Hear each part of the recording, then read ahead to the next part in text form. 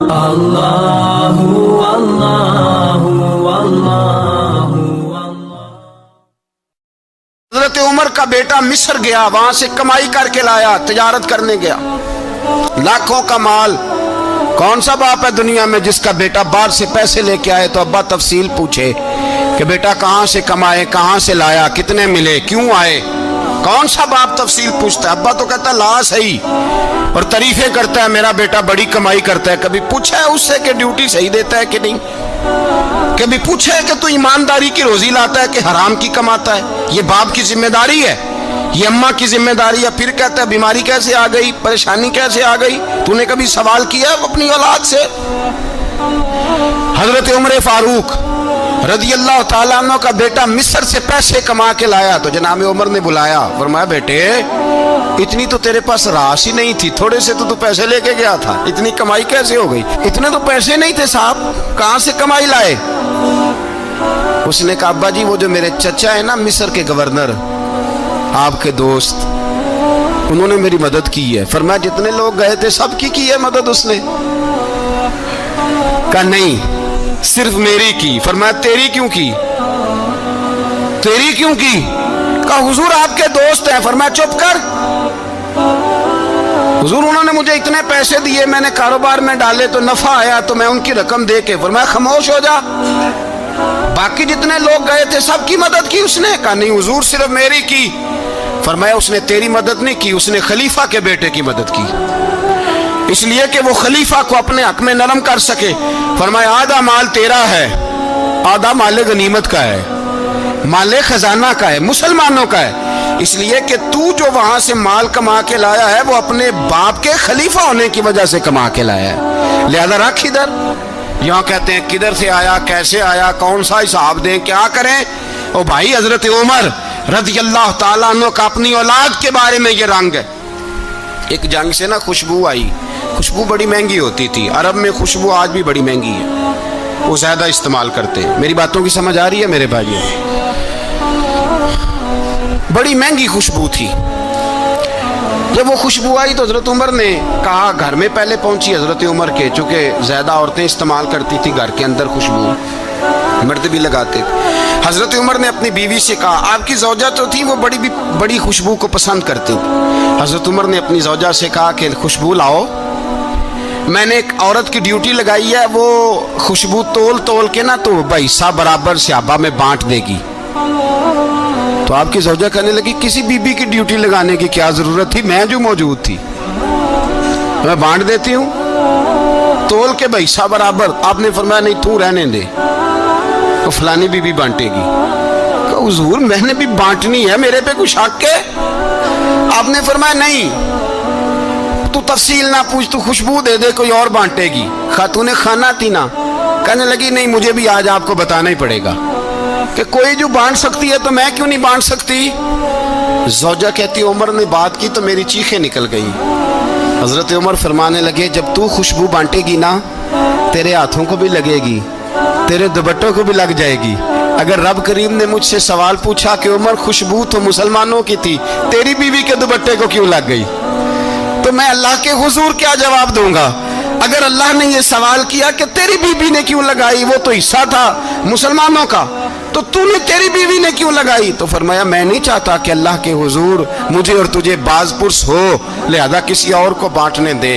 زوجہ روئی اور تڑپ کے کہنے لگی عمر مجھے لگتا ہے صبح قیامت بھی تیری بیوی ہونے کی وجہ سے اللہ مجھے جنت عطا فرما دے گا، تیری زوجہ ہونے کی برکت سے۔ بھائی یہ معیار رکھا، خدا کی قسم ایسا شخص تاریخ میں دوبارہ نہیں آیا۔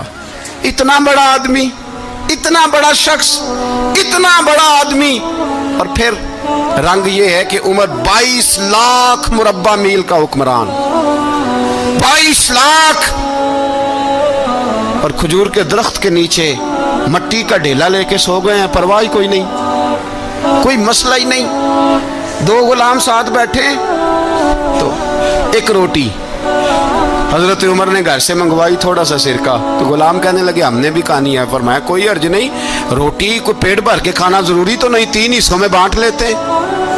ایک آدمی آیا ہوا تھا مصر کا رہنے والا ملنے کے لیے، उसने पूछा उमर किधर है, तो कहा वो उधर जाओ मस्जिद में बैठे होंगे। और वापस आया तो कहने लगा वहां तो 3 गुलाम बैठे हैं, एक रोटी बांट बांट के खा रहे हैं, लगता है कई दिनों से रोटी नहीं मिली। कहा 3 गुलाम तो कोई नहीं, वहां 2 ही थे, तीसरे तो अमीरुल मोमिनीन थे। उसने कहा नहीं नहीं, 3 गुलाम हैं, कपड़े भी एक तरह के पहने हुए, बल्कि 2 के तो फिर सही है, तीसरे के तो ज्यादा माड़े हैं। कपड़े भी एक तरह के, खाना पीना भी एक तरह का, और उनका नशिस्त बर्खास्त भी एक तरह की है, लिहाजा कोई फर्क नहीं। हजरत अबू हुरैरा कहते हैं मैं लेके आया, और जनाब उमर को जब मैंने कच्ची जमीन में तामत समेट बैठे देखा तो मैं रो पड़ा। मैंने उस मिस्र से आने वाले को कहा तू इसके जलवे देख, अगर इसकी जात में इतना हुस्न है तो मोहम्मद अरबी का मकाम क्या होगा। ये मकाम गौर है, मकाम गौर। 10 मुहर्रम को लोग देगे पकाएंगे ना, नहीं पकानी है, कोई बोल दे नहीं, हाँ ना नहीं कर दे, प्रोग्राम बदलिया तो नहीं दी ऐद की कि वही काम शुरू होया लास्ट टाइट होने वाला। क्यों जी, पकनी है ना देखें 10 मुहर्रम को इंशाल्लाह ताला, हम भी पकाएंगे इंशाल्लाह, यहाँ भी प्रोग्राम होगा। तो 10 मुहर्रम को जो देग पकनी है तो ऐसा नहीं हो सकता कि यकम मुहर्रम को हजरत उमर के नाम की भी कोई पक जाए।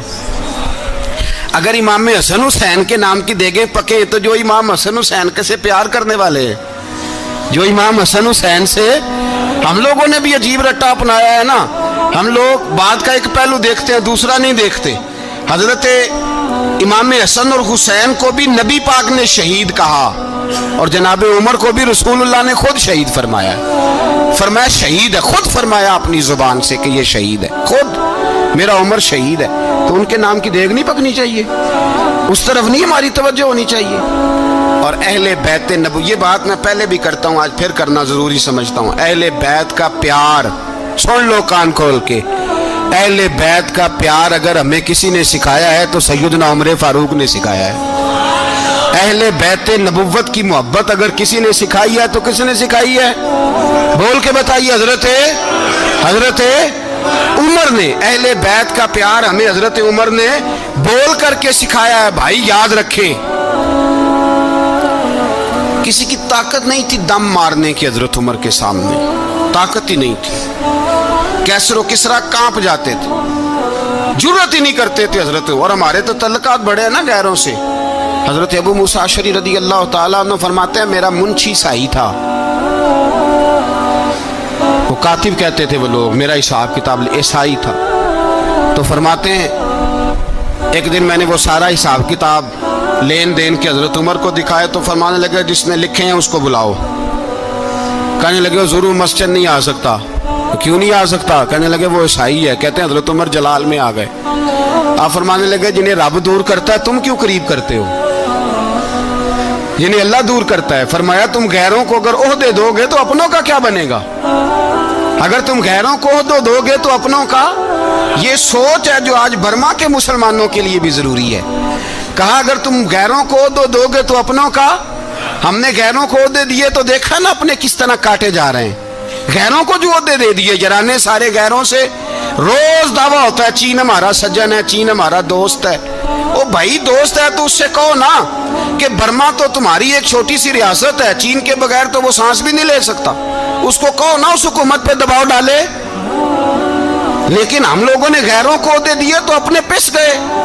हजरत उमर कहते थे जिम्मी का हम अदब करेंगे, जिम्मी काफर का हम, ऐसा काफर जो मुसलमान रियासत को कबूल करे, बदअमनी ना फैलाए। एक आदमी को आपने देखा आंखों से नाबीना है और भीख मांग रहा है, तो हजरत उमर को नजर आ गया। फरमाया कौन हो? उसने कहा मैं यहूदी हूँ। फरमाया भीख क्यों मांगते हो? कहा जब तक तंदुरुस्त था मुसलमानों को जजिया देता था, बूढ़ा हो गया हूँ क्या करूँ। हजरत उमर ने घोड़े की पुश्त पे बिठाया, काफिर को घोड़े की पुश्त पे बिठाया और बिठा के मदीने लाए। हजरत अली शेर खुदा वजीर खजाना थे। फरमाया अली इसका वजीफा जारी करो।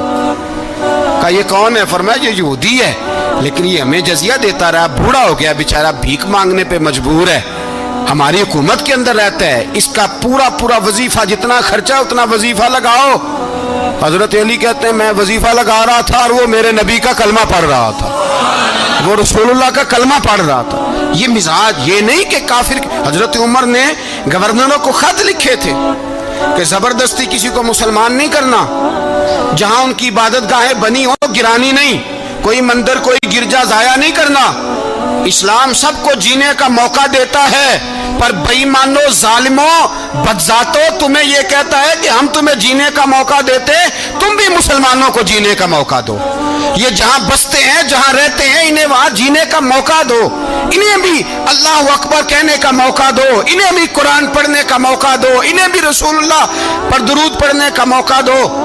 ہمارے ملک میں عیسائی اپنی مرضی سے کھلے عام تبلیغ کرتے ہیں، یہاں تو چینل چلائے ہیں عیسائیوں نے۔ کسی مذہبی جماعت نے کبھی جلوس نکالا ہے کہ عیسائیوں کا چینل بند کرو؟ بولے نکلا ہے کہ نہیں نکلا؟ کتنے ظلم کی بات ہے۔